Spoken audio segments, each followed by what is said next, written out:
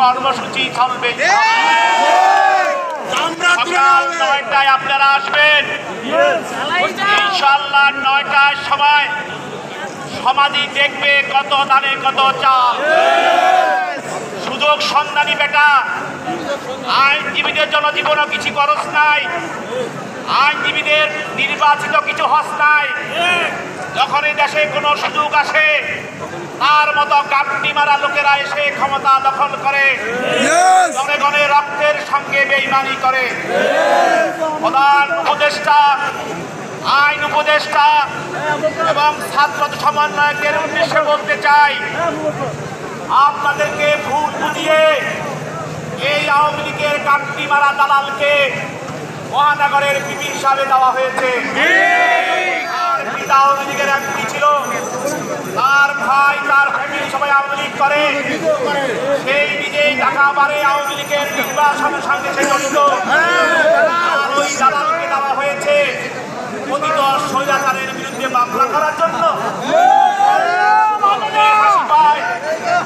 আপনারা একদিকে অবৈধ সরকারের এমপিদেরকে আপনারা অ্যারেস্ট করছেন, অন্যদিকে আওয়ামী লীগের দালালদের অ্যারেস্ট করছেন, দেশের টাকা মারা লোকদেরকে আপনারা অ্যারেস্ট করছেন, হত্যাকারীদেরকে অ্যারেস্ট করছেন, যারা ছাত্র জনতাকে গুলি করে হত্যা করছে তাদেরকে আদালতে নিয়ে আসছেন।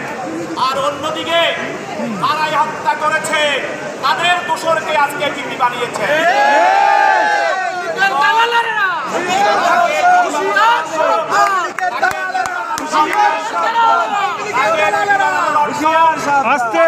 বানানোর অর্থ হলো এই আওয়ামী পতিত স্বৈরাচার সরকারের মন্ত্রী এমপি তারা দেশের মানুষের লক্ষ লক্ষ কোটি টাকা লুটপাট করেছে, 15 বছর মানুষকে ভোটবিহীন রেখেছে, মানুষের মৌলিক অধিকার হরণ করেছে এবং গত ছাত্র আন্দোলনে একমাত্র গুলি করে স্কুল কলেজে ছাত্রদেরকে হত্যা করেছে।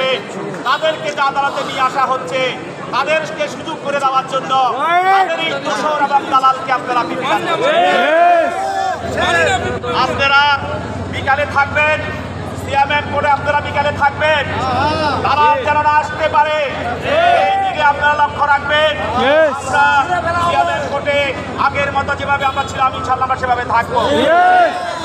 আগামীকাল 9টায় আমরা এখানে উপস্থিত হব। এই 9টার পূর্বে আমরা দাবি করছি তুমি অনতিবিলম্বে পদত্যাগ করো এবং আমরা সরকারের কাছে দাবি করছি অনতিবিলম্বে এই স্বৈরাচারের দালাল আওয়ামী লীগের দালাল তার নিয়োগ বাতিল করা হোক। ধন্যবাদ। বিকালে সিএমএম কোর্টের সামনে দেখা হবে।